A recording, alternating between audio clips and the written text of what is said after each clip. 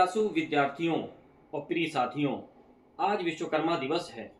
वो दिन जो हमें ये सिखाता है कि सच्चा सम्मान केवल कर्म और रचनात्मक से मिलता है।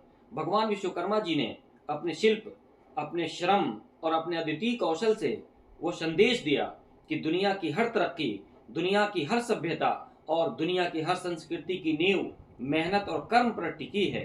आज जब हम आधुनिकता की ऊंचाइयों को छू रहे हैं, तब हमें ये नहीं भूलना चाहिए कि असली प्रगति केवल तकनीक में नहीं, बल्कि मानवता, शांति और सद्भावना में भी है।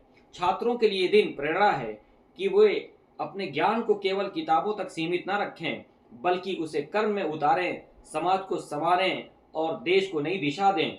और हम सभी के लिए यह दिन एक आह्वान है कि हम नफरत और भेदभाव की जगह अमन, सुकून और भाईचारे को चुनें। विश्वकर्मा का संदेश यही, कर्म ही पूजा, कर्म ही सही, मेहनत से ही जग है चलता, सपनों का सच कर्म से मिलता।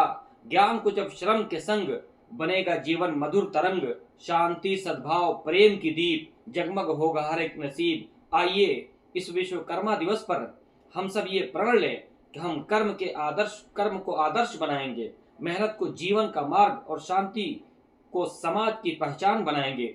यही सच्ची श्रद्धांजलि है भगवान विश्वकर्मा जी को। विश्वकर्मा जी ने कहा था, शांति और समृद्धि का मार्ग कर्म, एकता और सद्भावना से होकर गुजरता है।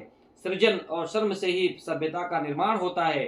ज्ञान तभी सार्थक है जब वो कर्म से उतरकर समाज को लाभ पहुंचाए।